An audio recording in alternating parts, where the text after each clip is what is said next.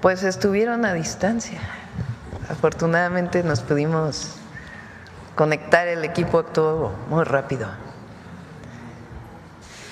Bueno, el día de hoy vamos a hablar del Plan México. Movimos un poco la conferencia porque tuvimos una llamada temprano con el presidente Trump. Mañana se va el secretario de Economía a Washington a tener una reunión y pues seguimos hablando sobre los temas comerciales. No, nada en particular, sino seguimos negociando y con buena relación y buena comunicación. Bueno, hoy vamos a hablar del Plan México. Va a presentar el secretario Ebrard, secretario de Economía, el tema de los polos de bienestar que hemos estado anunciando. Sale publicado hoy en el Diario Oficial de la Federación una serie de incentivos y de polos que ya estamos poniendo para que empresarios privados puedan invertir en México bajo cierta organización, orden y a partir del objetivo del bienestar, más allá de la propia inversión.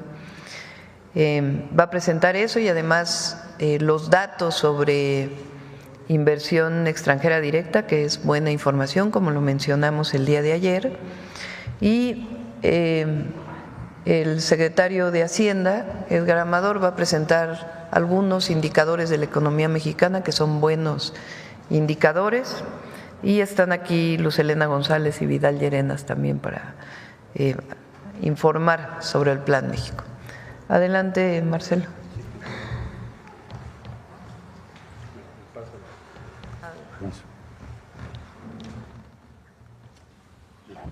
Muy buenos días, con su permiso, señora presidenta. Bueno, la que sigue, por favor. Se ha hecho un trabajo ya de varios meses muy intenso para ubicar los polos de desarrollo económico y del bienestar o para el bienestar que nos ha indicado la presidenta Sheinbaum. Tiene que ver con desarrollo de sectores económicos estratégicos para nuestro país que están ya establecidos en el Plan México. Tiene que ver con el desarrollo territorial en regiones estratégicas del país, es decir, que se tenga un desarrollo en todo México y no concentrado solo en algunas regiones. Tiene que ver con vincular procesos productivos y ayudar a las pequeñas y medianas empresas. Tiene que ver con el incremento en contenido nacional que se ha propuesto por parte del Plan México y sobre todo, lo más importante, que haya prosperidad compartida. Es decir, que si tenemos crecimiento y tenemos inversión, se traduzca en bienestar. Por eso los polos están vinculados al concepto de bienestar. La que sigue, por favor.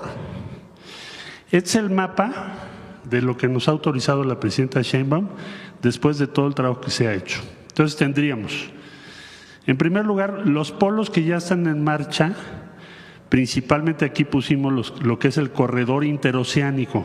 Esos polos ya están en marcha y los está coordinando la Secretaría de Marina, estamos apoyándoles. Tenemos también a licitar un proceso a cargo de la Secretaría de Marina, Tapachula 1 y 2, que está en Chiapas, y Teapa en Tabasco. Están aquí en este color. Cubren Veracruz, Oaxaca, Tabasco, Chiapas. Tienen ustedes acá, en este color, los nuevos polos que ya fueron aprobados por la Comisión Intersecretarial, los gobiernos de los estados. Ahora les voy a contar un poquito cómo se llegó a eso, muy breve, que son Ceiba Playa en Campeche, Juárez en Chihuahua, Durango, la capital, Nezahualcóyotl en el Estado de México, Celaya en Guanajuato, Tula, Hidalgo, el Aeropuerto Internacional Felipe Ángeles como zona, región, en Hidalgo, Ciudad Modelo en Puebla, Topolobampo en Sinaloa, Altamira, Tamaulipas, Huamantla, Tlaxcala, Tuxpan, Veracruz, Morelia, Michoacán, Chetumal, Quintana Roo. Estos polos se están licitando, concursando, invitando al sector privado, pues a partir de allá, porque ya tenemos la autorización de la presidenta Sheinbaum. Son del número 12 al número 25 y están ubicados en este color. Aquí los pueden ustedes identificar, cada uno con su número. Implica muchos estados: Quintana Roo, Michoacán, Veracruz, Tlaxcala, Tamaulipas, Sinaloa, Puebla, Hidalgo. Hidalgo, dirán ustedes, ¿tiene dos? Pues sí, tiene dos. Guanajuato, Estado de México, Durango, Chihuahua y Campeche. Luego tenemos en proceso de evaluación, que los pongo aquí en amarillo. ¿Qué quiere decir eso? Que ya se presentó a la Comisión Intersecretarial que estudia todos los elementos para determinar un polo. Para determinar si un polo tiene que tener cierta infraestructura, debe tener acceso a energía, debe tener ciertas facilidades, no puede ponerse simplemente en cualquier parte. Y lo que nos pidió la presidenta es que la propiedad del predio o los predios o las hectáreas donde se va a desarrollar ese polo sea propiedad pública. Entonces ahí tenemos Mérida en Yucatán, aquí lo ven en este color como color amarillo, Lázaro Cárdenas, que está en Michoacán, La Unión, que es de Isidoro Montes de Oca, en Guerrero, porque Lázaro Cárdenas y todo el puerto más el municipio de La Unión, pues en Guerrero están casi prácticamente conurbados, son próximos, son contiguos. La zona carbonífera de Coahuila, la región de Monclova y zona carbonífera, que se incluyó por instrucciones de la presidenta, y Hermosillo, Sonora. Estos son los que estamos estudiando ahorita.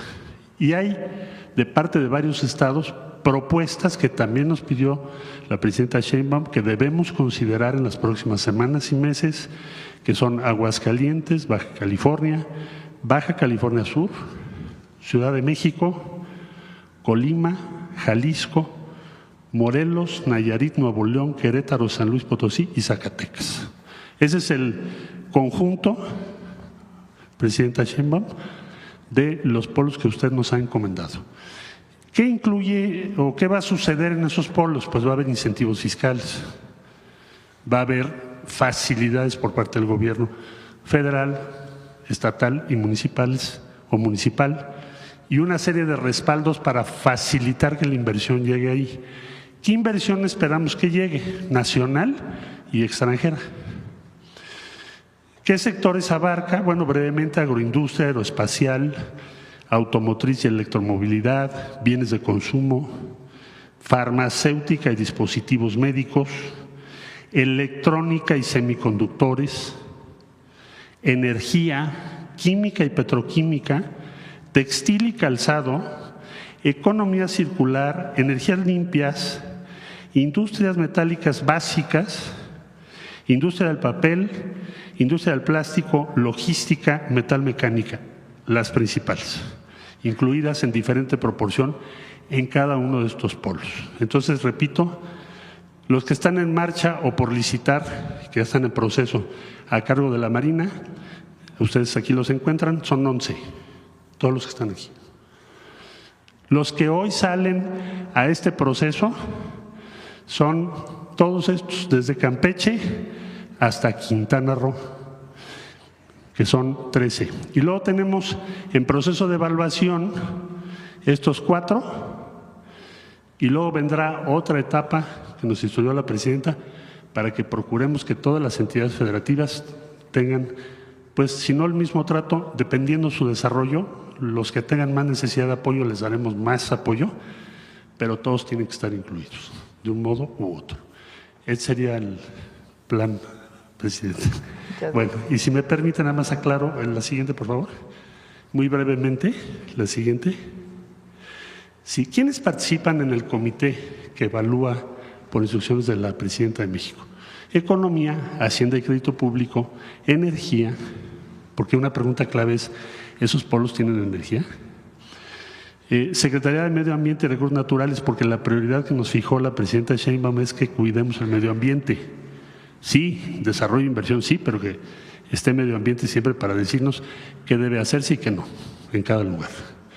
La Secretaría de Desarrollo Agrario, Territorial y Urbano, para que haya orden urbano y que también se garantice que los trabajadores y quienes van a estar en esos polos tengan condiciones de vida dignas y justas. Entonces, es la tarea de la Secretaría. El Consejo Asesor de Desarrollo Económico, que coordina Altagracia, que bueno, pues tiene mucho que decir sobre inversiones, la Comisión Federal de Electricidad y la Comisión Nacional del Agua, que tiene que ver que no haya escasez de agua donde vamos a poner un polo. Entonces, como ustedes verán, hay todo un estudio detrás de esto, que se analiza la localización, qué tan comunicado está, su población, qué tan factible es socialmente hablando, si hay instalaciones y facilidades educativas, cómo es el territorio, la orografía, el agua, la factibilidad industrial, la sostenibilidad, los servicios de infraestructura y que sea propiedad pública. Todo eso tiene que reunir cada polo. La siguiente, por favor. Y bueno, hay una serie de incentivos fiscales, pero no sé si los vaya a presentar, ¿no? Entonces, la inversión, a ver si tienes el de inversión extranjera, que me pidió la presidenta. Muchas gracias. La siguiente, bueno, también me pidieron que les informara a ustedes de la inversión extranjera. La siguiente, por favor. ¿Cómo va la inversión extranjera? Pues la siguiente, nos saltamos eso. Gracias, yo creo que es lo importante. Esto es cómo viene evolucionando desde 2012 la inversión extranjera directa en México. Como ustedes verán, el último dato es 21.4 miles de millones de dólares, es el más alto histórico que hayamos tenido. 21.400 millones de dólares. Esto crece respecto a todos los años anteriores. Es muy buena noticia porque es un trimestre que ha sido complejo en el escenario internacional y sin embargo esta inversión que creció en lo que llevamos de 25 respecto a los años anteriores significa que tenemos más reinversión y más capital llegando a nuestro país por todas las vías. Es muy buena noticia. La siguiente, por favor. Y nada más una reflexión para cerrar. El máximo histórico de la etapa neoliberal en México fue en 2018 y fue 9.500 millones de dólares. 2018. Fue su máximo. En la cuarta transformación llegamos este año al máximo histórico, que son 21.400 millones de dólares de inversión extranjera directa. Creo que es muy buena noticia. Muchas gracias, presidente. Gracias, Marcelo. Adelante. ¿Quieres aquí o allá?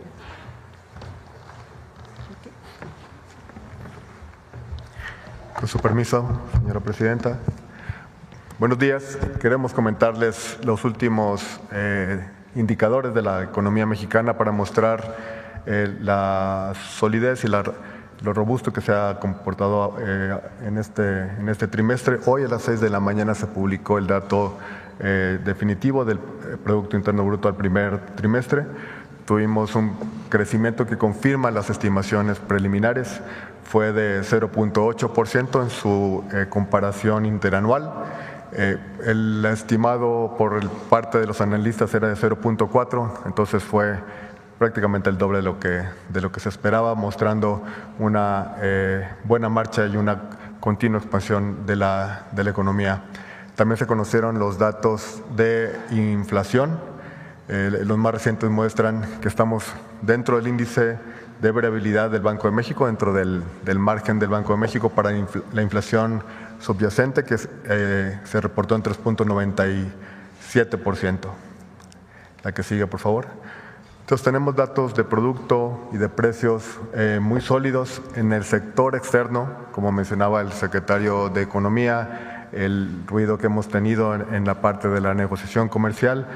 Sin embargo, los datos duros muestran lo siguiente: las exportaciones alcanzan un máximo histórico en marzo, y en marzo también tuvimos el superávit comercial más alto de los últimos 5 años, ¿no? Entonces, el sector externo mexicano, que ha dado algo de qué hablar en los titulares, muestra una solidez bastante interesante, los datos de exportaciones, la balanza comercial, una salud muy robusta por parte del sector externo del país. La que sigue. Esto es lo que nos convence, digamos, de que la variable más importante de la economía, que es el consumo, va a permanecer sólido en los próximos trimestres y en los próximos años. La tasa de desempleo en el último reporte está en mínimos históricos, de acuerdo con la metodología de la encuesta consolidada a partir del año 2005. Entonces tenemos menos desempleo, tenemos más empleo y ese empleo está mejor pagado, ¿no? Tenemos aquí la masa salarial reportada por el Instituto Mexicano del Seguro Social, que es el monto del empleo por los salarios pagados.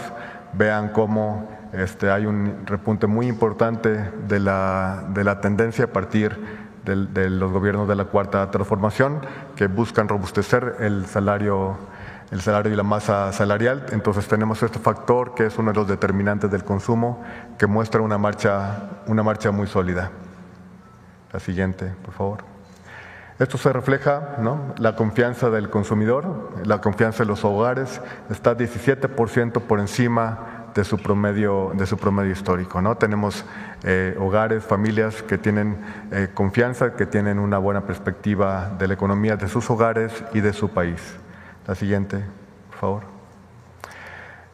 Y esto es algo muy importante, a final de cuentas se traduce en confianza y es muy importante que desde el gobierno de la República, desde el gobierno de México, de parte de la Secretaría de Hacienda, agradezcamos a los contribuyentes de este país por su cumplimiento.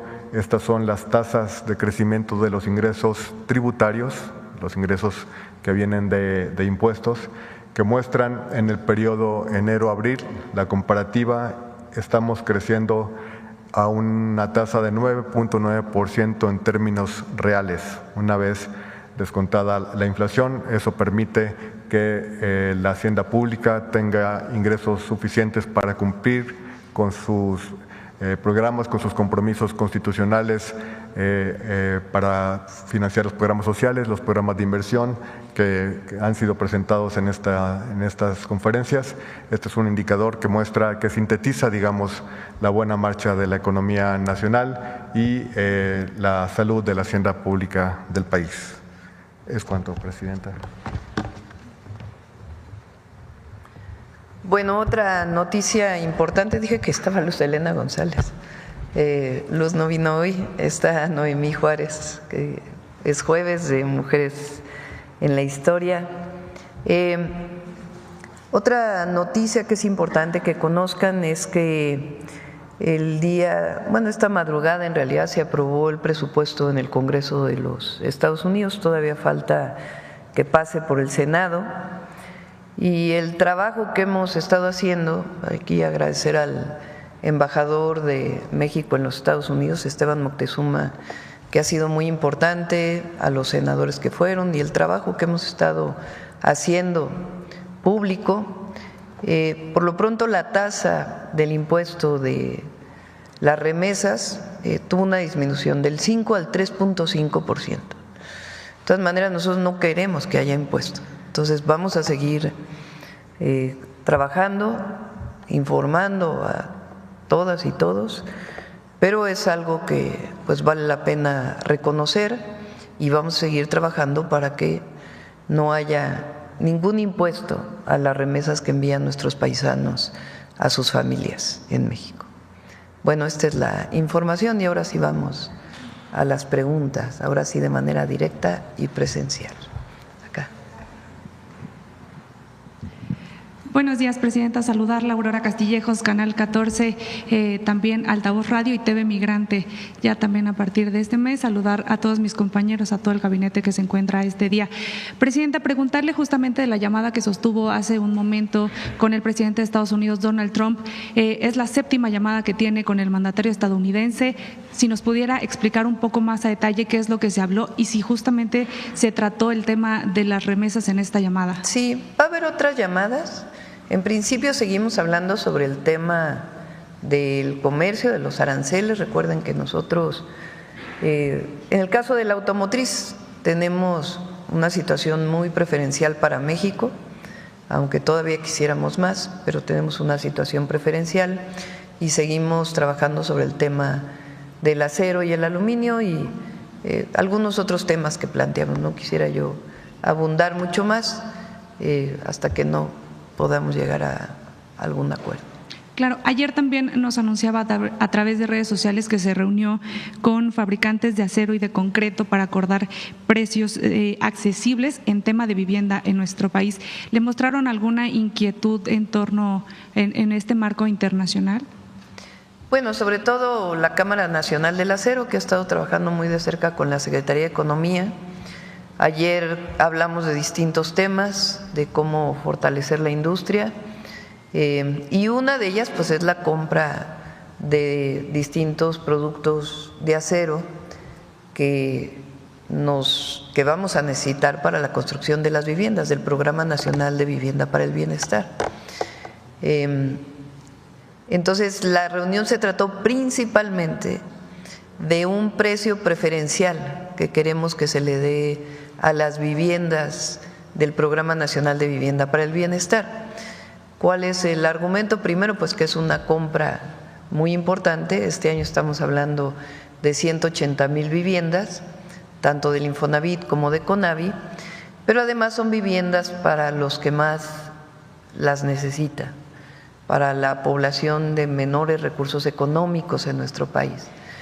Son viviendas cuyo precio está en este momento en 550,000 pesos su construcción sin el predio, porque estamos buscando donaciones de predios federal, estatal y municipal para construir la vivienda. Y ese sería el crédito que se le daría directamente a los beneficiarios del Infonavit o a los beneficiarios de la Conavi.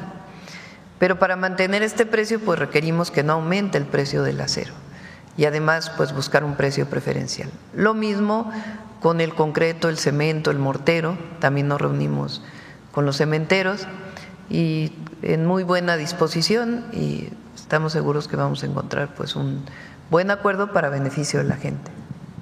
Claro, en otra de las reuniones que sostuvo a puerta cerrada, Presidenta, hace unos días también se reunió con American Society Council of the Americas. ¿Saber qué se dijo en esa reunión y qué es lo que se logra con este tipo de reuniones?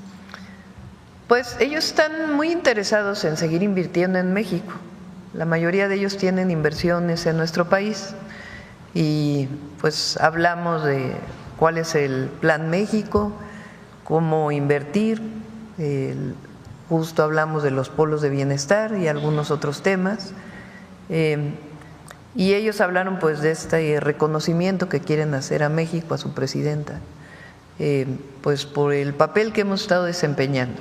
Como lo he dicho, más que un reconocimiento a mi persona, pues es un reconocimiento al país y sobre todo al pueblo de México.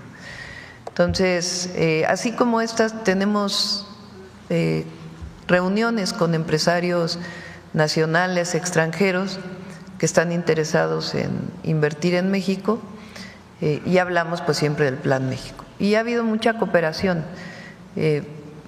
Recientemente se firmó el PASIC para los siguientes meses. Eso quiere decir que se mantiene el precio de la canasta básica, de los 24 productos de la canasta básica, y ahí ha habido cooperación de los comercializadores y de los productores agropecuarios. Y también recientemente se firmó un acuerdo voluntario que informamos aquí también de que las comercializadoras, las tiendas de autoservicio y departamentales pues vendan más productos hechos en México, que también es un acuerdo voluntario. De igual manera, el acuerdo que tuvimos con gasolineros para que la gasolina no tenga un precio mayor de 24 pesos, que ha sido muy importante. En fin, son acuerdos generales que tenemos y creemos que esto que estamos anunciando hoy de polos de bienestar, que son terrenos para inversión, para parques industriales, cercanos a las viviendas, que tengan acceso a educación, a salud, para las y los trabajadores que van a trabajar en estos polos de bienestar, pues también creemos que va a ser algo muy exitoso para el país. Correcto, gracias, presidenta. Y miren, la otra, dentro de las condiciones internacionales, porque el tema de los aranceles pues cambió en mucho la economía mundial, los indicadores de la economía de México son muy buenos. O sea, uno pensaría esta idea que se ha hecho de que hay demasiada incertidumbre y no hay inversión, pues resulta que la inversión extranjera en México en el primer trimestre fue mayor que la de 2024. Pues eso quiere decir que hay confianza en la inversión en nuestro país. Claro. Presidenta, preguntarle, ayer se reportaba la detención del director de los multinacional Philips. Entiendo que hay una investigación por la venta de ventiladores defectuosos que afectaron, que se dio en la pandemia y que terminaron afectando a personas en nuestro país. ¿Tiene usted conocimiento de este caso? Le pediría a la Fiscalía que pudiera informar de manera específica. Sobre el tema. Sobre el tema, sí. Bien, le agradezco, presidenta. Gracias.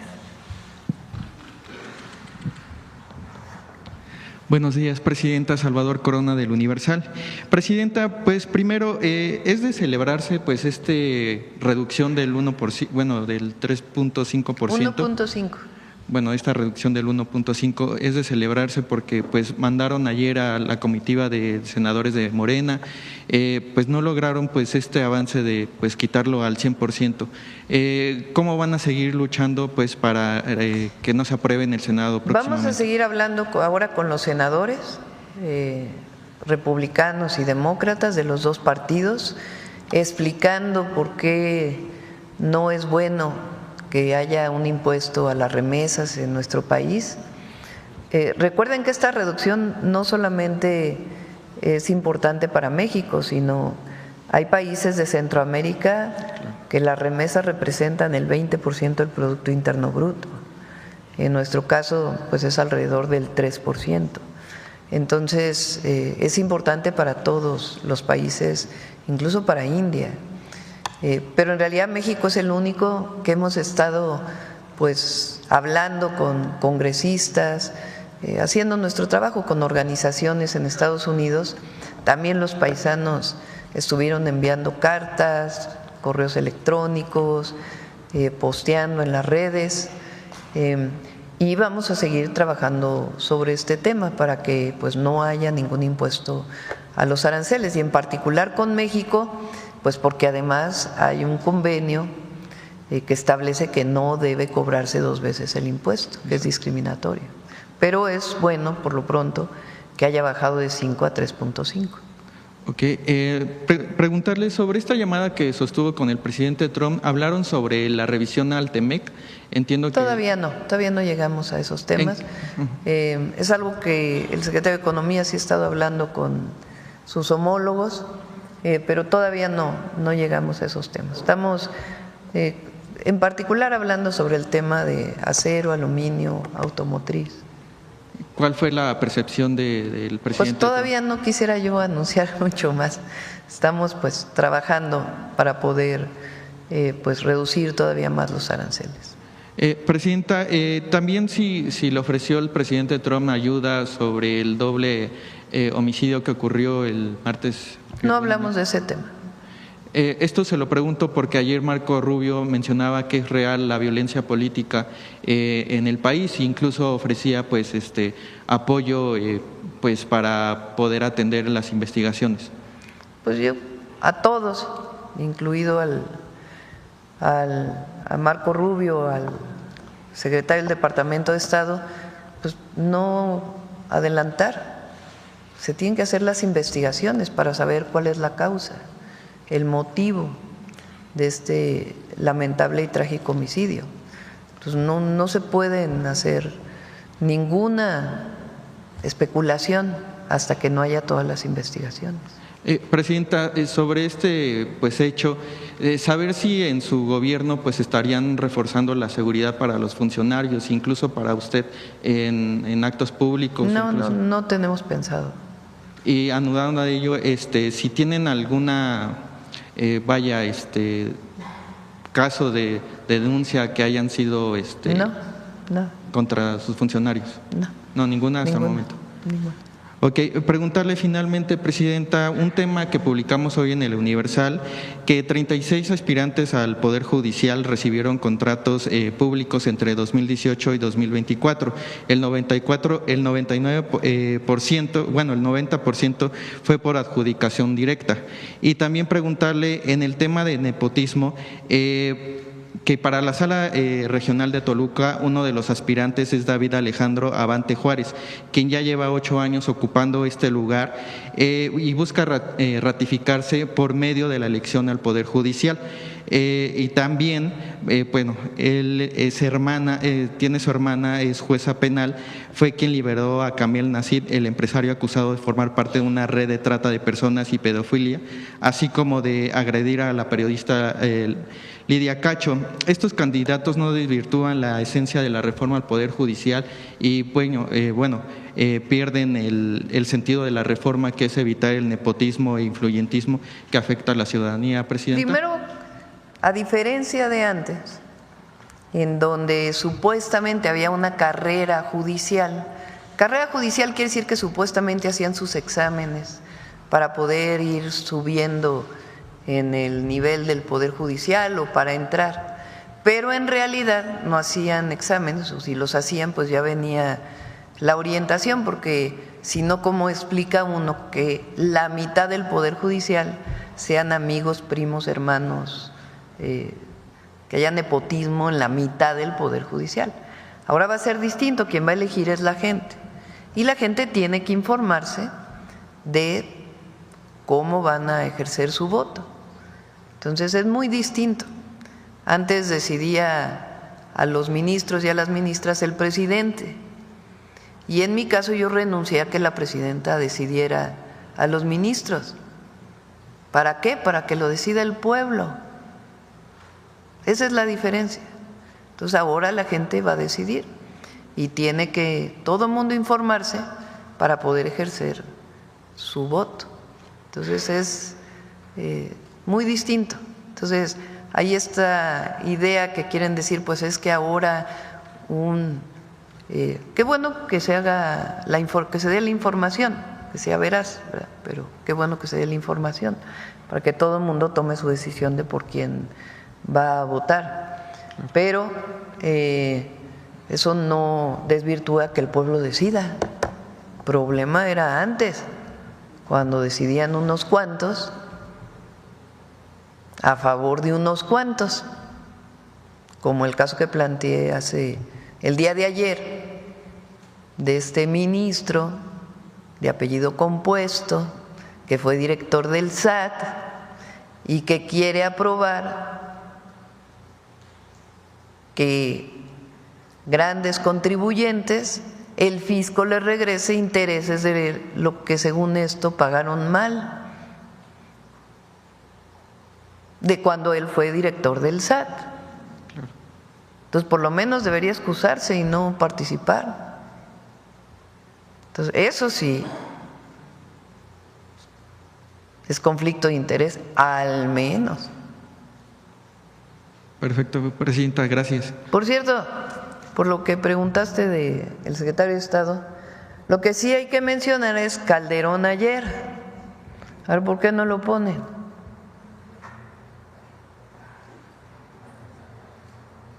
Porque, a ver dónde está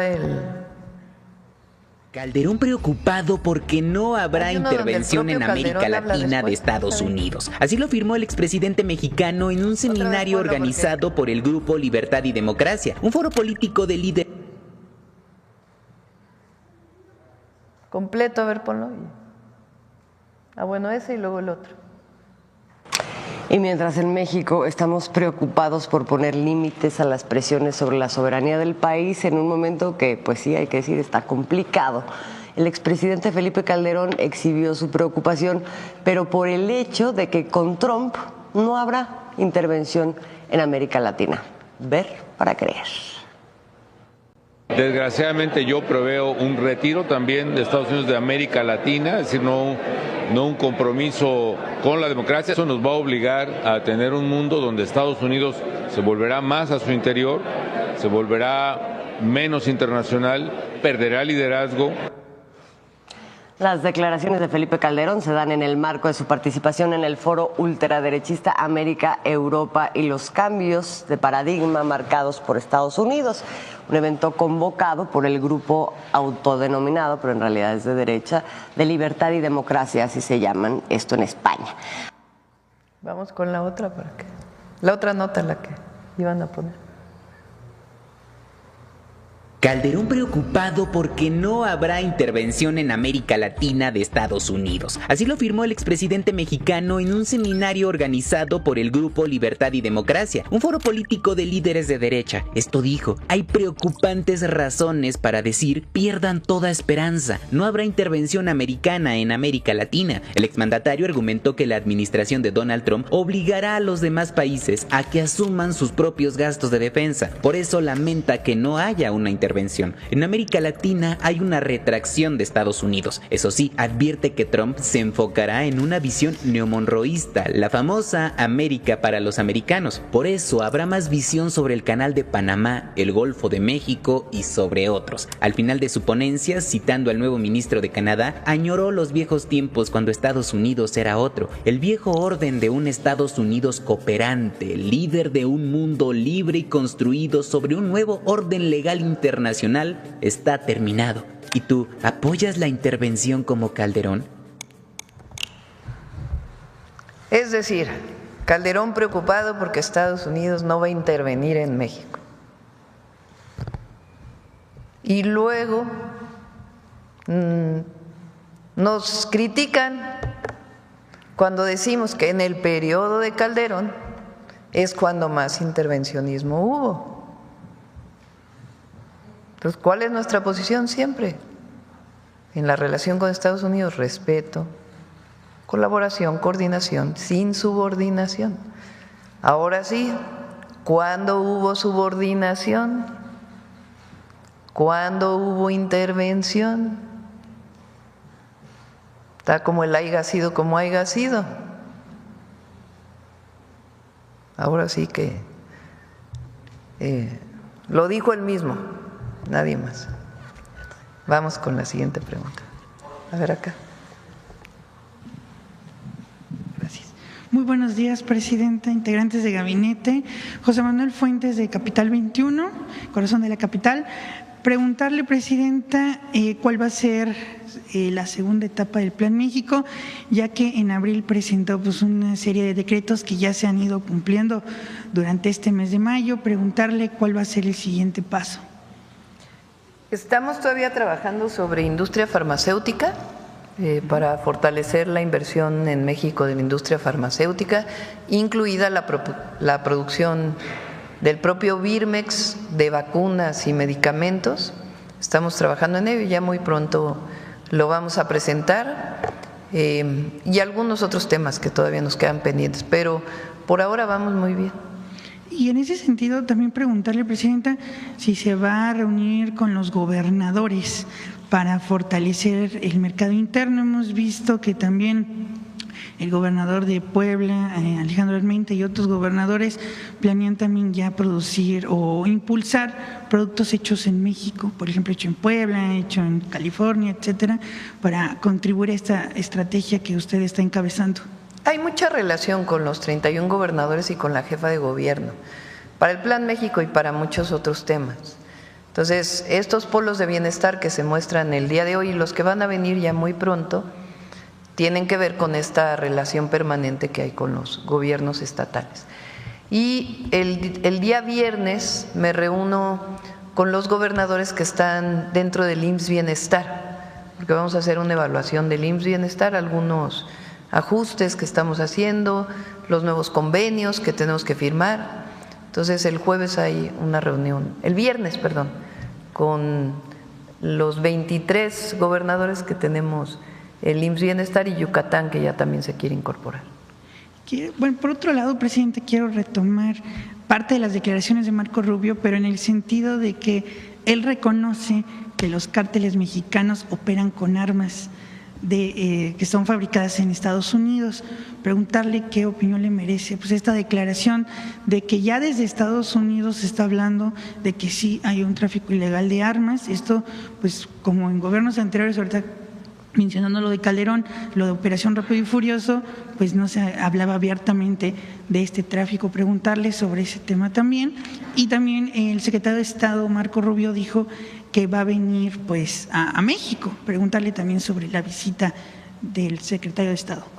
Es muy importante. Desde la primera vez que hablé con el presidente Trump y que él nos planteó que el tráfico de droga de México hacia los Estados Unidos, particularmente del fentanilo, por supuesto que yo le planteé, como lo hemos hecho, como lo hizo en su momento el presidente López Obrador con él y con el presidente Biden, que México va a colaborar para evitar, incluso por razones humanitarias, que llegue fentanilo a los jóvenes de Estados Unidos, que nosotros no queremos que llegue fentanilo a ningún joven, ni de Estados Unidos, ni de México, ni de ningún lado del mundo, y que lo que podamos hacer para evitar ese tráfico lo vamos a hacer. Y lo estamos haciendo. La Operación Frontera y el trabajo que hemos estado haciendo permanentemente ha hecho que disminuya el trasiego de fentanilo, entre otras drogas, hacia los Estados Unidos. También en ese momento le planteé que era muy importante trabajar en las causas de por qué los jóvenes o las personas consumen drogas. De ahí vino esta plática que se ha comentado varias veces de la campaña que tenemos en México para que los jóvenes no se acerquen a esta droga. Y en esa misma plática le planteé el tema de que Estados Unidos, de que desde Estados Unidos está entrando tráfico ilegal de armas a México. Ellos han hecho varias incautaciones de armas en Estados Unidos y bueno, este reconocimiento que es parte de lo que se ha estado trabajando por parte del secretario de Estado, pues es muy importante. O sea, la administración Trump es quizá la primera que reconoce que en efecto hay tráfico de armas de Estados Unidos a México y que quieren combatirlo. Entonces, pues es muy importante porque es una relación bilateral y pues se está reconociendo y atendiendo. Por último, presidenta, me gustaría también preguntarle si ya tiene una fecha para enviar al Congreso la iniciativa de aduanas para seguir fortaleciendo. Sí, estamos platicando con el Congreso para que haya un periodo extraordinario para varias leyes que se quedaron pendientes. Están ellos valorando que pueda ser en junio. Y hay muchas otras que ya se irían hasta septiembre. Entre ellas aduanas se va a ir hasta septiembre y algunas otras leyes que también hemos planteado y algunas que el propio Congreso pues tiene en puerta. Muchas gracias, presidente. Gracias.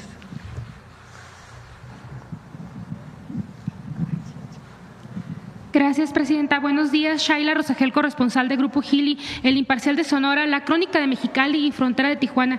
Presidenta, preguntarle en un primer momento, ya transcurrieron 11 días de que Estados Unidos cerró y anunció el cierre de la frontera norte para la importación de ganado desde México por el tema del gusano barrenador. Me gustaría preguntarle qué expectativas tiene para los próximos días, si se va a levantar esta suspensión. El domingo ya se cumplirían en los 15 días de este cierre. ¿Qué día se prevé que se podría levantar la suspensión y qué medidas han tomado ambos países para frenar la plaga? No sé si ahorita en la llamada que tuvo con el presidente Trump hablaron de este tema de la plaga del gusano y del ganado. No hablamos, fue una llamada breve preparando sobre todo la reunión que se tiene mañana por parte de sus secretarios y el secretario Ebrard. Pero hay mucha comunicación con la Secretaría de Agricultura que tiene el secretario de Agricultura también de México, de SADER. Entonces, se va avanzando en las medidas que hay que tomar. En estos casos, lo que normalmente se hace primero, pues es la parte técnica, así como fue con lo del agua, igual en este caso la parte técnica, y después ya las medidas que hay que tomar pues para evitar la contaminación de esta plaga. Entonces hay buena comunicación y yo espero que ya muy pronto se puedan abrir las fronteras. Ahorita, digamos, está la parte técnica, están estudiando cómo… Conjunta, o sea, se están reuniendo la parte técnica de ellos con la parte técnica nuestra. Y esperemos que ya muy pronto, hay muchos avances, que ya muy pronto se abra la frontera. Muy pronto, ¿cuándo sería? Pues presidenta? no te puedo decir exactamente, pero sí hay muchos avances en esta comunicación. Ya en un segundo tema, Presidenta, si hubo algún avance de diálogo con la CENTE después de que ayer pues bloquearon no solo aquí, sino también el centro de la ciudad, de Avenida Reforma, no sé si hubo algún avance de diálogo con ellos. Sería todo.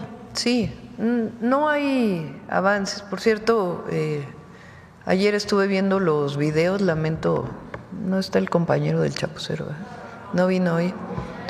Pues le mando mi saludo, abrazo, lamento que esto haya ocurrido. Eso no es de organizaciones sociales que buscan una demanda justa. Entonces, ¿qué razón hay para golpear a un compañero? Que además, entre otras cosas, lo que ha hecho es informar. Entonces, nosotros no estamos de acuerdo con esas prácticas. Fíjense, ayer, el objetivo era que no hubiera mañanera. Y la verdad, de algunas personas que pues, habría que ver también si es provocación o es parte del movimiento, también habría que verlo, ¿no? Y que la propia CENTE pues tiene que decirlo. Pero el día de ayer el objetivo era que no hubiera mañanera. Finalmente pues hubo mañanera, no nos vimos de manera presencial, pero la mayoría de ustedes se pudo conectar, se dio la información del avance de los trenes, otra información y se estuvo contestando a las preguntas. Pero fíjense qué casualidad que después de la mañanera los conservadores, incluido un expresidente, acusándonos de que por qué no hicimos una mañanera como las normales. O sea, luego se juntan en sus argumentos, unos y otros, porque era nada más, terminó la mañanera criticándonos por cómo se hizo la mañanera, en los que siempre nos critican. Y supuestamente desde este movimiento social, pues que no querían que hubiera mañanera. Entonces, son argumentos que se juntan, ¿no? Entonces, a las maestras y a los maestros siempre nuestro respeto y lo que podamos hacer por las maestras y los maestros siempre vamos a buscar las mejores condiciones y también consultando con los propios maestros.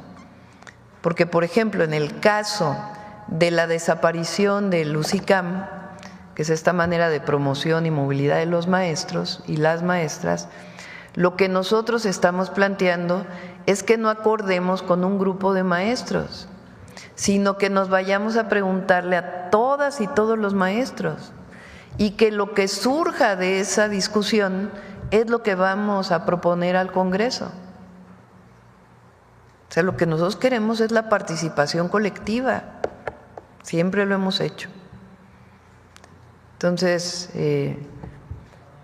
bueno, en particular sobre la agresión que tuvieron el día de ayer, nunca es justificable eso, nunca.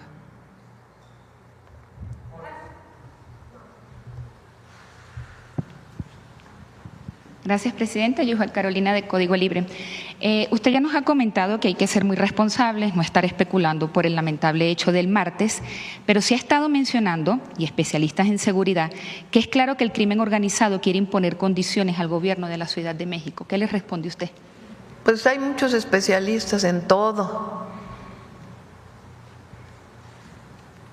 ¿Qué información tienen para poder decir eso? Yo no estoy ni negándolo ni afirmándolo. Lo que estoy diciendo es que hay que ser responsables y esperar a la investigación. Lo primero es que se detenga a los responsables también. Y a partir de ahí, pues toda la investigación de la causa de este trágico suceso. Y ahí vamos a ayudar en todo lo que tengamos que ayudar. Lo que no podemos es estar especulando.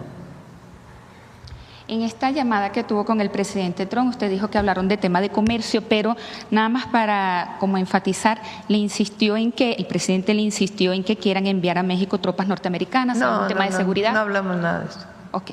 Presidenta, el gremio de la Cámara Nacional de Comercio, Servicios y Turismo de la Ciudad de México, ahorita que estamos con el tema de economía y de la inversión, denunciaron que mercancía de origen chino es etiquetada con el sello hecho en México. ¿Qué medidas va a tomar México? ¿Habrá sanciones? ¿Productos hechos en China con el sello hecho en México? Bueno, pues eso no debe ser. Y sí, pues la Secretaría de Economía pues debe de actuar. Sí, ¿Tratado estadounidense? Pues tendría que preguntarle ahí a los compañeros, pues fue breve, unos 10 minutos, sabes que a veces es de 40 minutos. Y es preparando pues la reunión de mañana. Entonces, con este tema se va a evaluar con estos productos que están haciendo. Sí, tiene que actuar la Secretaría de Economía, porque no puede ser que un producto que no esté hecho en México lleve el sello hecho en México. Otra pregunta, Presidenta. La industria privada de gas LP acusa un trato injusto debido al esquema de precios máximos y a la empresa estatal Gas Bienestar. Los distribuidores piden revisar el esquema de precios máximos y proponen un incremento y que la Secretaría de Energía los atienda. De hecho, se habla de una crisis laboral silenciosa y preparan movilizaciones masivas para el 1 de junio. Está en contacto Luz Helena González con ellos. Hay diálogo con ellos. Sí. Ok, gracias, Presidenta. Muy bien, acá. Muchas gracias, Presidenta. Nancy Gómez, sin embargo, ya se hablaba de la elección judicial, ya es en poco más de una semana. En días pasados usted denunciaba una campaña negra en su contra por las elecciones. Hay una que es muy visible que encabezan abiertamente personajes como Ricardo Salinas Pliego o Lorenzo Córdoba, pero hay analistas especializados que sugieren que esta campaña hay un nuevo ataque pagado contra usted a partir de temas como la supuesta lista negra de personajes ligados a Morena o al gobierno que usted encabeza. ¿Usted o ustedes tienen conocimiento de esta campaña y qué piensa al respecto esto que es pagado, no? Vimos el análisis que salió en Sin embargo de este especialista que lo que hace es cruzar cuentas, particularmente de la red X, aunque no solamente, y que se ve cómo están promovidas por ciertos troles que le llaman, ¿no? Personas que lanzan algo y ya está preparado todo para que a partir de ahí pues venga una andanada de publicaciones o de plano bots, que son como robots que están saliendo y que son a partir de cuentas que no están asociadas a una persona, sino que están automatizadas y viene pues una campaña permanente. Y sí lo hemos visto. Hay periodos en donde quieren subir una tendencia y entonces viene así la andanada. Eso requiere mucho dinero, Entonces el tema es, pues, ¿quién está pagando estas campañas? Que es una pregunta relevante. Y segundo, pues en efecto son campañas. Hay otras que son campañas abiertas, como la de algunos medios de comunicación o como la propia nota que ayer salió que presentamos de Tim Golden, que ni siquiera él puede decir a partir de una entrevista que le hace Loret de Mola por qué publica esa lista y quiénes son los de esa lista y si realmente la lista es real o no es real. Entonces, ¿para qué lo publica si no tiene fuentes? Entonces, pues es a la ciudadanía, al pueblo, que por lo demás está muy consciente. Y la verdad, la red X es para un sector muy pequeñito. Luego hay quien está muy obsesionado con esas tendencias y en realidad pues se quedan en un sector muy pequeño porque muy poca gente ya ve esa red. Hay otras redes que se ven mucho más, en donde también hay campañas, por cierto, no es la única, pero es la que más fácil puede pues recibir estos pagos generalizados, ¿no? Entonces, pero sí es importante denunciarlo, que en realidad pues son robots o personas que ya tienen sus redes en donde alguien les paga y de inmediato empieza una tendencia. Entonces, sí, pues son campañas contra nosotros. Ahora, ¿qué es lo importante? Hay que votar el 1 de junio. Votar el 1 de junio. Que salga la ciudadanía a votar, ejercer su derecho a elegir a jueces, magistrados y ministros. Muchas gracias. Mi segunda pregunta, relacionada con esto que ya nos anunciaba de esta llamada que tuvo con Donald Trump. Usted ha mantenido una conversación constante con el presidente de Estados Unidos. Él mismo la ha reconocido. No obstante, el director de la DEA que ha propuesto el presidente Trump, Terrence Cole, tiene un pasado oscuro en México. Medios de comunicación en Estados Unidos e investigadores lo vinculan con la matanza de Allende, donde los Zetas pues aniquilaron casi un pueblo entero en tiempos de Felipe Calderón. Y además es un opositor del expresidente López Obrador porque él mismo fue limitado con la regulación que lanzó México para agentes extranjeros. ¿No cree usted que a otro nivel como en la DEA, no en la presidencia con Trump, sino en nivel como la DEA, y sobre todo con perfiles como este, es donde se está ejerciendo presión hacia el gobierno de México? Pues en realidad pueden querer ejercer presión, pero no existe presión, porque nosotros no permitimos ninguna intimidación. Entonces, cualquier persona que represente a una agencia, a una institución, al gobierno de los Estados Unidos, pues tiene que respetar a México y las reglas de México. Y en esa medida va a haber una excelente relación, igual que nosotros respetamos a Estados Unidos.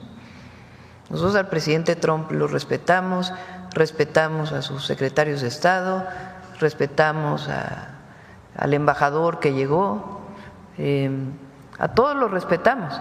¿Qué pedimos a cambio? Respeto, no intervención y respeto a nuestras soberanías.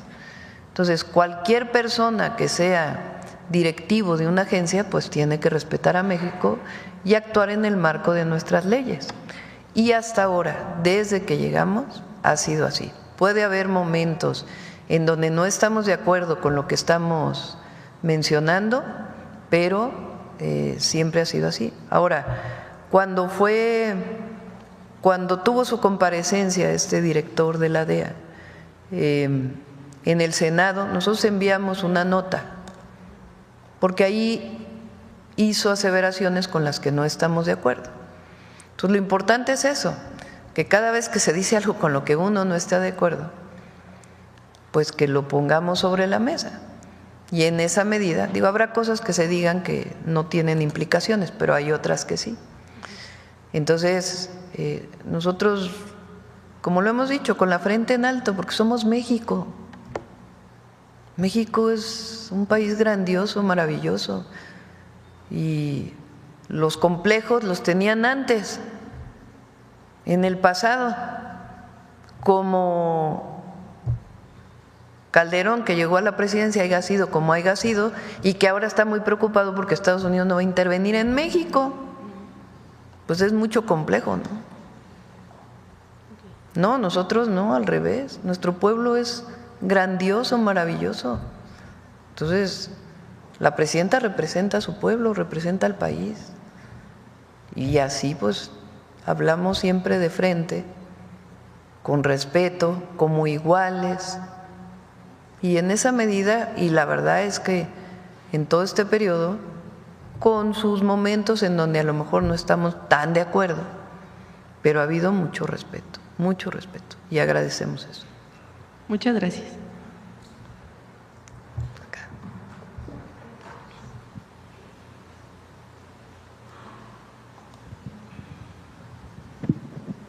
Buenos días, Presidenta, servidora pública, servidores públicos, compañeros, compañeras, Sósimo Camacho, de Luces del Siglo y del noticiero Luces Mañaneras.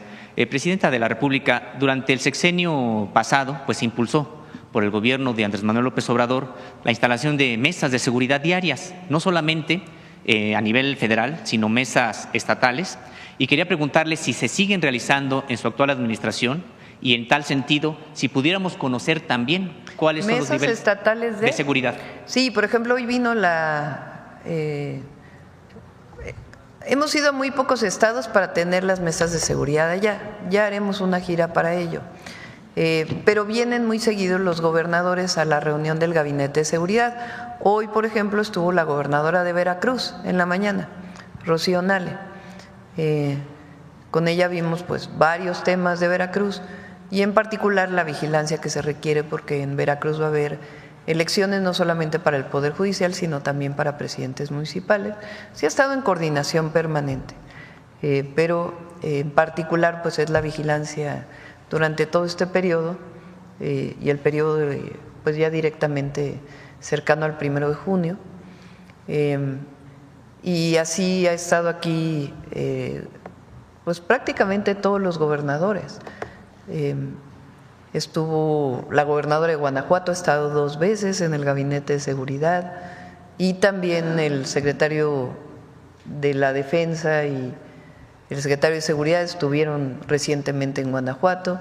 Entonces hay mucha colaboración y coordinación. Estuvo aquí hace tiempo la gobernadora de Colima, la gobernadora de Baja California ha estado 2 veces, el gobernador de Tabasco ha venido, prácticamente todos los gobernadores han estado en el gabinete. Sí, se lo pregunto, Presidenta, porque bueno, durante el sexenio pasado también se impulsó la realización de mesas estatales como una manera de reivindicar el tema de la seguridad como prioritario, no solamente del gobierno federal, sino de los gobiernos de los estados. Siguen las reuniones, o sea, los gabinetes de seguridad estatales los tienen todos los gobiernos. En algunos casos asiste diario el gobernador, en otros casos asiste un día a la semana, que nosotros lo que pedimos es que asistan diario las y los gobernadores, pero todos tienen un gabinete de seguridad todos los días. Eso es un logro del presidente López Obrador, que nosotros estamos dando continuidad, que es muy importante, porque antes, pues al no reunirse, pues no puede haber la coordinación necesaria. Hay muchos gabinetes donde incluso participa el Tribunal de Justicia, no solamente las y los fiscales. Entonces, sí hay los estatales, pero además hay las mesas regionales, se siguen llevando a cabo. Todas las mesas regionales, que si mal no me equivoco son 270 mesas regionales que se reúnen permanentemente, en donde asiste la Guardia Nacional, un responsable del Gobierno de México y las secretarías estatales o las municipales en su caso. Entonces siguen las mesas. Y prácticamente se había convertido como un indicador del nivel de compromiso de los gobernadores, pues las estadísticas de la asistencia. ¿Podremos conocer las estadísticas, el porcentaje de asistencia de gobernadores y gobernadoras? Con gusto lo presentamos en 15 días más o menos, que es la próxima reunión de seguridad. Gracias, Presidenta. En otro tema, bueno, siguiendo con este asunto del maíz transgénico, como usted sabe, el panel que en su momento falló en contra de México, este panel en el contexto del TEMEC, no evaluó aspectos realmente de la dieta mexicana.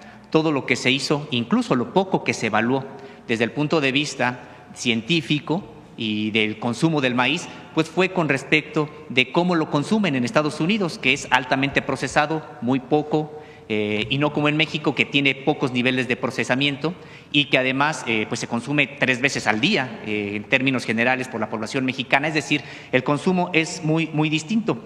Estados Unidos recibió, digamos que, la razón por parte de este TEMEC sin tomar estos aspectos en cuenta. Y recientemente la demanda colectiva maíz ganó un amparo que obliga a la Secretaría de Economía de México a explicar por qué México no contrademanda precisamente a Estados Unidos en este sentido por motivos discriminatorios, toda vez que no utilizó, decíamos, en sus evaluaciones la parte que realmente propone México, que es muy distinta en su consumo a lo que se consume en Estados Unidos. Preguntarle, Presidenta, si más allá de que ya hay una ley que prohíbe la siembra de maíz transgénico en México, impulsada por su propio gobierno, ¿no será bueno que México también contrademande a Estados Unidos en este sentido, más aún que por el asunto de la sequía? Hoy México está en riesgo de perder la autosuficiencia en maíz blanco. Lo más importante es la siembra del maíz en nuestro país. Ahora sí que sin maíz no hay país.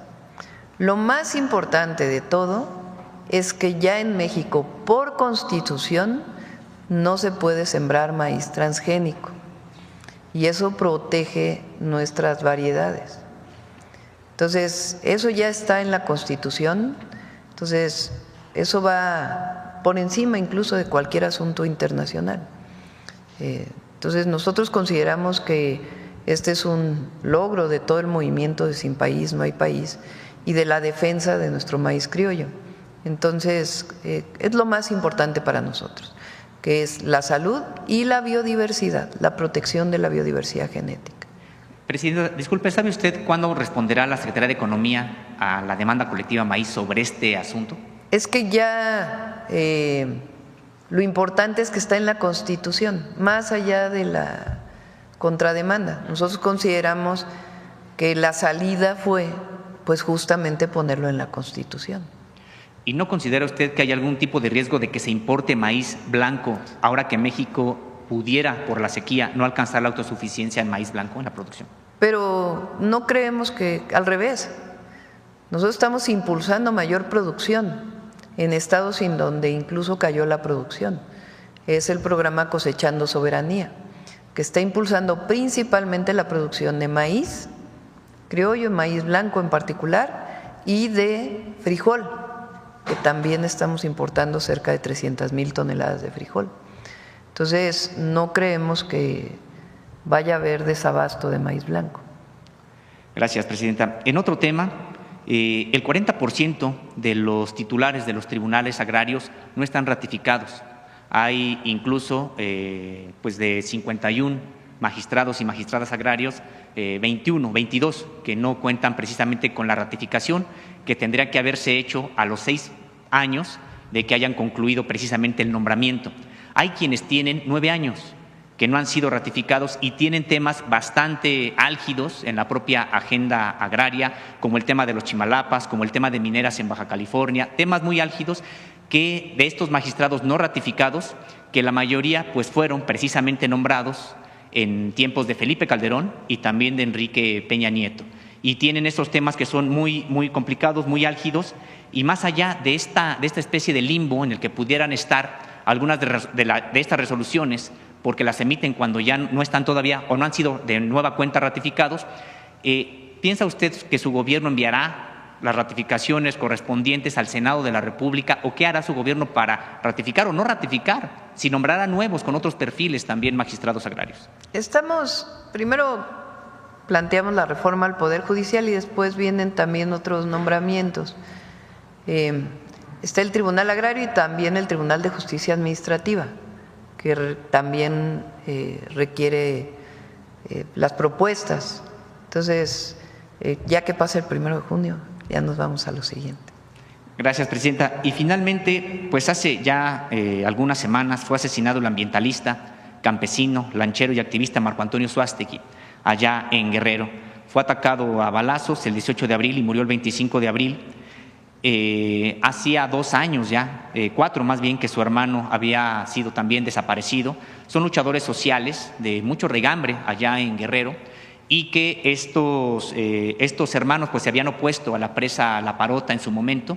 Desde entonces vienen ese tipo de amenazas. Preguntarle si le dijeron algo en el Gabinete de Seguridad, sí, si hay líneas de investigación. Sí, lo está viendo el gabinete, y además Arturo Medina y Rosa Isela recibieron a los familiares, los estamos apoyando, y sí, muy lamentable este homicidio, y está el gabinete haciendo toda la investigación, apoyando al Estado de Guerrero. Y en este mismo sentido, ¿está cancelada la presa La Parota? Por lo pronto sí, no tenemos planeado, por lo menos en el sexenio, avanzar en esa presa. Muchas gracias. Sí. Bueno, yo creo que ya cerramos. A ver, la última acá para que sea la primera fila. Buen día, Presidenta. Jonathan Lozada, de Chiapas Máxima. Gracias. Me acuerdo el 22 de abril de 2024, en su última gira en Chiapas, me parece, anunció dio pues indicios de lo que serían los polos del bienestar. Y bueno, Chiapas siempre fue visto como un estado de vocación turística y nada más. Creo que todo el sureste había sido así. Creo que ningún gobierno, a partir del gobierno de Andrés Manuel, ningún gobierno antes había tenido esta visión. Y hoy vemos, pues en Chiapas se recibe con beneplácito, ¿no?, que la inversión y que la industrialización también pueda ser una posibilidad. Esto es en torno a estos polos del bienestar que vemos ahora están, bueno, en todo el país, no solo en Chiapas, están prácticamente en toda la República. Y quiero preguntarle, Tapachula 1 y Tapachula 2, decía el secretario Ebrard, tendrán incentivos fiscales y también facilidades. Quisiera preguntarle cuáles son esos incentivos fiscales y qué facilidades, y si son únicamente para estos dos que son frontera o también para los que están en el resto del país, en algunas regiones pues sí, intermedias. Ahí en la presentación de Marcelo venían los incentivos que ya no se mostraron. Ahí varía porque estos dos polos de bienestar los tiene la Marina, la Secretaría de Marina. Y en particular en Chiapas son todavía más los incentivos, pero en general estos son los incentivos, ahí venía incentivos fiscales.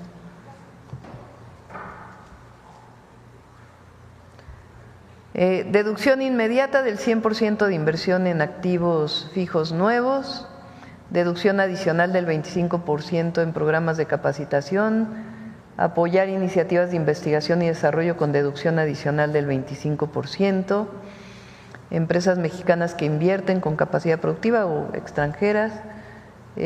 Bueno, estos son los criterios. ¿No hay más? ¿Los tienes tú, Edgar, los otros incentivos? En el caso de los de la Marina. Porque hay ISR. Son esos tres, son la deducción acelerada que va con cargo al impuesto sobre la renta de las sociedades, deducciones por capacitación y por innovación. Y en el caso de la Marina hay incluso una tasa menor, 50% menor para las inversiones. Sí, hay incentivos. ¿No viene la otra? No. Bueno, hay incentivos que tienen que ver, como son predios estatales, municipales o nacionales, federales, tiene que ver con la concesión del predio durante un buen número de años. Y en el caso de los polos de la Marina tienen reducción en ISR y reducción en IVA. Y particularmente Tapachula tiene los incentivos iguales a los de la frontera norte. Entonces sí es pues incentivos muy importantes. Sí, es una buena noticia. Y se integra esto con el Plan México también, ¿no? Sí, es parte del Plan México porque la idea además es que puedan ser aprobados muy rápidamente todos los permisos por parte de los municipios, los estados y la federación. Gracias, Presidenta. En otro tema, el departamento… Vidal, ¿tú tienes algo más sobre esto? Sí, que va. Pásate. Gracias, Presidenta. Sí, en particular, como decía la Presidenta, estos tienen el tema del ISR adicional, que es reducido, y serán lugares en donde ya está todo listo para poder invertir. Es decir, ya tiene todos los permisos, ya serán las inversiones rápidamente y habrá una estrategia pues para atraer inversión a esas zonas, ¿no?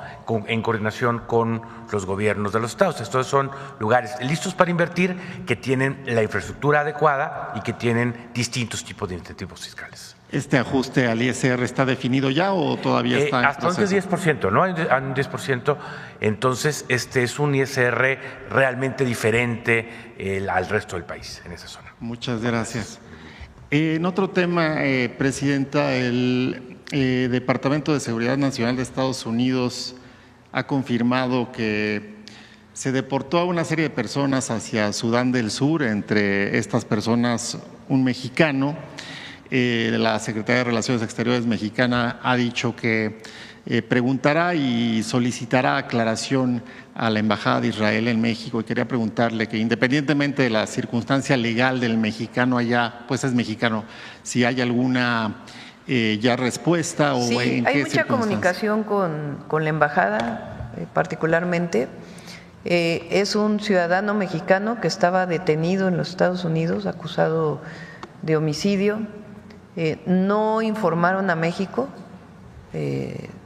para su retorno a México, que tiene que haber pues protocolos para su regreso, porque pues es un protocolo distinto para un ciudadano mexicano que no tiene un antecedente, que no está bajo custodia, que no está privado de su libertad, a una persona privada de su libertad, donde tiene que haber un protocolo especial relacionado con seguridad y con los centros de detención.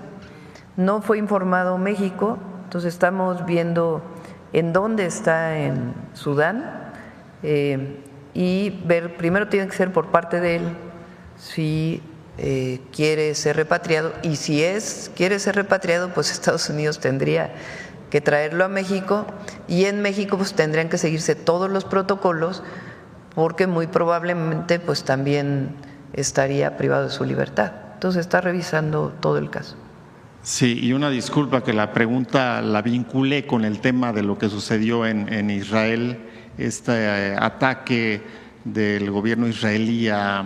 Sí, lamentable, la verdad, y lo condenamos. A los diplomáticos. Se hizo así por parte de la Secretaría de Relaciones Exteriores. Muchas gracias, presidenta. Bueno, vamos con mujeres en la historia. Estamos en eso.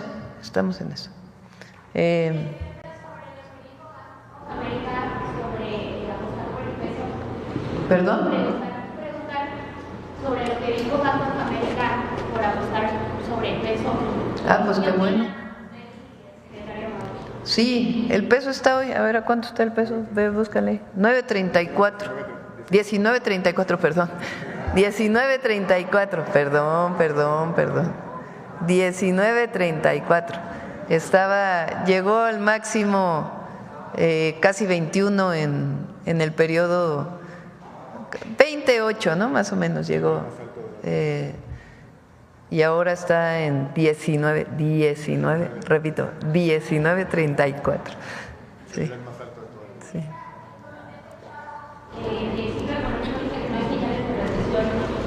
Preguntarle ¿será que este comité está viendo los datos que expuso el secretario Amador, los datos positivos? ¿Cuál comité, perdón? El comité fechado de ciclos económicos. Ya si quiero lo informamos posteriormente. Lo importante que queremos decir hoy es que la economía de México va bien. No se necesita cambiar de modelo. Ha dado resultados por alguien por ahí que publicó. No se necesita cambiar de modelo.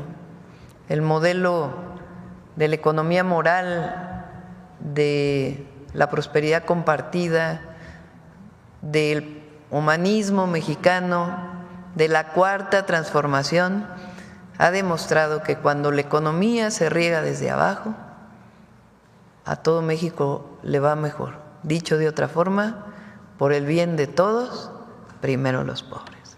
Ahora sí, mujeres en la historia. Gobernadora de Veracruz, ¿en qué quedaron? Seguir apoyando. ¿Sí? Muy buenos días a todas y a todos.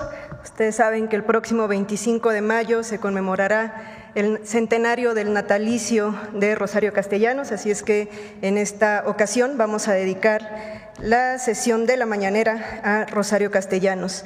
En 1969, un año después de la represión de Tlatelolco, quien también tiene un texto y quien narró estos hechos, escribió un texto titulado La corrupción intelectual, en el cual señaló que uno de los pasos de todo intelectual debe ser el de recibir, cito, con la mayor integridad y fidelidad posibles la herencia cultural que nos transmiten nuestros antepasados, asimilarla, En resumen, asumir la tradición a la que se pertenece y que es conjunto de fórmulas de pensamiento y de normas de acción que presiden las decisiones, orientan los propósitos y rigen la vida. Es decir, Rosario Castellanos nos estaba invitando a recuperar las voces, los argumentos, las historias, las proyecciones, las opiniones de nuestros y de nuestras antepasadas. Sin saberlo, Rosario Castellanos se sumaría a aquellas antepasadas que han marcado nuestra cultura y que reivindicamos todos los jueves desde este espacio. Como defensora de los pueblos indígenas y de las mujeres, su pluma estuvo dedicada a posicionarse en un mundo intelectual dominado por hombres, en donde la voz de las mujeres apenas comenzaba a figurar. Conozcamos su historia, que sin duda servirá de orientación para muchas niñas y mujeres quienes apenas la descubrirán. Así ellas sabrán que esta, su otra historia, inició hace 100 años con el natalicio de Rosario Castellanos. Yo creo que si va a haber una revolución femenina, no va a ser una cosa que simplemente reforme la superficie, sino que llegue realmente al fondo del problema. Rosario Castellanos fue una destacada escritora, poetisa, ensayista, dramaturga, periodista, profesora universitaria y diplomática mexicana, pionera del feminismo en México. Sus ideas sobre la condición de las mujeres mexicanas no solo irrumpieron radicalmente para cuestionar los mandatos y convenciones de la mitad del siglo XX, sino que continúan siendo poderosas provocaciones para la reflexión en nuestros días. Nació el 25 de mayo de 1925 y pasó su infancia en la hacienda de su familia en Comitán, Chiapas, donde fue testigo de las injusticias y desigualdades que enfrentaban los indígenas, sobre lo que más tarde escribió en su primera novela, Balún Canán. A los 16 años se mudó con su familia a la Ciudad de México, donde más tarde comenzó sus estudios universitarios en filosofía. Y en 1950, cuando las mujeres en México todavía no contaban con el derecho a votar, obtuvo su grado de maestría con una original tesis titulada Sobre cultura femenina, en la que cuestionaba el machismo y la misoginia de filósofos y escritores. El mundo que para mí está cerrado tiene un nombre, se llama cultura. Sus habitantes son todos ellos del sexo masculino. A los 26 años, Rosario obtuvo una beca del Instituto de Cultura Hispánica para estudiar estética en la Universidad de Madrid. Al terminar, decidió volver a Chiapas, donde trabajó en la promoción de la salud y la educación en comunidades indígenas. En la década de los 60, Rosario Castellanos tuvo que conjuntar su vida profesional con la personal.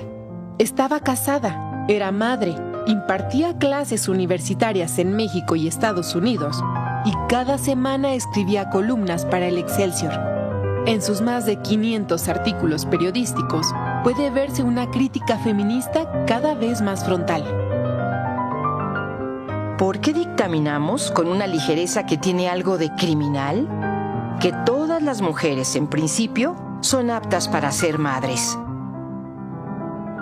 El 15 de febrero de 1971 dio un provocador discurso en el Museo Nacional de Antropología, titulado La abnegación, una virtud loca, en el que cuestionó la profunda inequidad de género en México. Los funcionarios públicos del Presidium se quedaron paralizados, mientras las mujeres la ovacionaron. En su columna semanal del Excelsior, expresó también sus críticas al autoritarismo que condujo a la represión y masacre de estudiantes en 1968 y en 1971. ¿Quién es? Nadie. Al día siguiente, nadie. La plaza amaneció barrida. Los periódicos dieron como noticia principal el estado del tiempo. Y en la televisión, en la radio y el cine, no hubo ningún cambio de programa, ningún anuncio intercalado, ni un minuto de silencio en el banquete. Pues prosiguió el banquete. Rosario Castellanos murió siendo embajadora de México en Israel el 7 de agosto de 1974, en un accidente doméstico. Rosario fue una valiente mujer de palabras que no dudó en escribir con humor y profundidad sobre lo íntimo, lo personal y lo cotidiano, al mismo tiempo que luchó porque se reconocieran las capacidades intelectuales y creativas de las mujeres, su libertad y su potencial desarrollo más allá de la maternidad y del hogar. Siempre he sido muy consciente de la forma de vida que es necesario adoptar para poder conciliar la feminidad por una parte, porque no creo que sea un bien renunciable, y la actividad intelectual o la carrera por la otra, y hacer de eso un ser no desgarrado, que es como casi siempre han sido las mujeres que tienen una profesión, sino un ser en la plenitud del cumplimiento de sus posibilidades. Sin duda, las conmemoraciones son una oportunidad para reconocer y para descubrir. Rosario Castellanos, en Mujer que sabe latín, dijo que la historia es el archivo de los hechos cumplidos por el hombre y todo lo que queda fuera de él pertenece al reino de la conjetura, de la fábula, de la leyenda, de la mentira. Y por esto, las mujeres aparecían como un mito, como algo incomprensible para el hombre. Cito: así, la mujer a lo largo de los siglos ha sido elevada al altar de las deidades, cuando no se le encierra en la arena a compartir con sus semejantes el yugo de la esclavitud, cuando no se le confina en el patio de las impuras, cuando no se la expulsa de la congregación religiosa, del ágora política, del aula universitaria.